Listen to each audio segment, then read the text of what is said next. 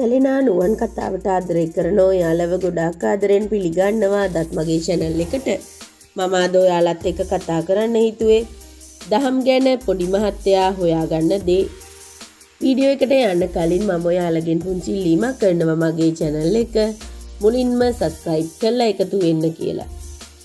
ඒ වගේම like කරන්න, comment කරන්න, තවත් නොදන්න යාළුවෙකුට දැනගන්න share කරන්න කියලා. ඉතින් මේ දහම්ගේ අතුරුදහන් වීමත් එක්ක හැමෝම පොඩි මහත්තයා ගැන සැක හිතන්න ගත්තා. ඉතින් වෙන කරන්න කිසිම දෙයක් නැහැ. දහම් හොයාගන්න එක එයාගේ වගකීමක් කරගත්තේ එයා රන්දිට ඒක පොරොන්දුණු හින්දා. ඉතින් රන්දිගේ හිත රිද්දන්න බැරි කමට ඒ දේ කරා වගේම පොඩි මහත්තයාට ඕන එයා නිර්දෝෂී කියලා ඔප්පු කරන්න. ඒ වෙනුවෙන් තමයි එයා මේ උත්සාහය කරගන්නේ. ඉතින් දහම් හොයාගන්න, තොරතුරු හොයාගන්න එක එයාට එච්චර ලේසි වෙන්නේ නැහැ. ඉතින් දහම් ගැන පොඩි මහත්තයා හොයාගන්නවා. එයාගේ ගෙදර අයම තමයි දහම්ව පැහැරගෙන ගිහිල්ලා හංගගෙන ඉන්න කියලා. මොකද මජන් ධම්මිකයාගෙන් විස්තර දැනගන්නවනේ. ඉතින් එයා තමයි මේ විස්තර සේරම කියන්නේ.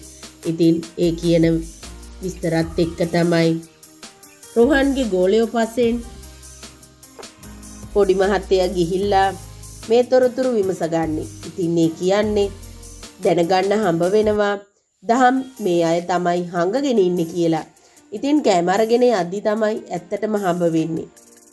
අනිවාර්යෙන්ම රෝහන්ගේ ගෝලයන්ට පොඩි මහත්තයාට පෙන්වන්න වෙනවා දහම්ව හංගගෙන ඉන්න තැන.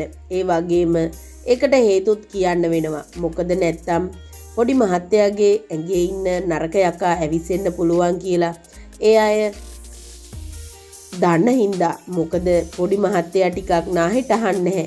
එයාගේ චරිතය විදියට එයාගෙන් මොන වගේ දරුණු දෙයක් සිද්ධ වෙන්න පුළුවන්ද කියලා දන්න හින්දා තමයි ඇත්තටම මේ සියලුම ඇත්තවම ආරන්නේ. ඉතින් මේ වෙලාවේ මේ ලින්ටන්ටයි ඒ වගේම රෝහන්ටයි කල්පට මොනව වෙයිද? ඉතින් මේ පවුලේ කට්ටියට මොනව සිද්ධ වෙයිද? ලේසියෙන් මේක විසඳ ගන්න නම් හම්බ වෙන එකක් නැහැ.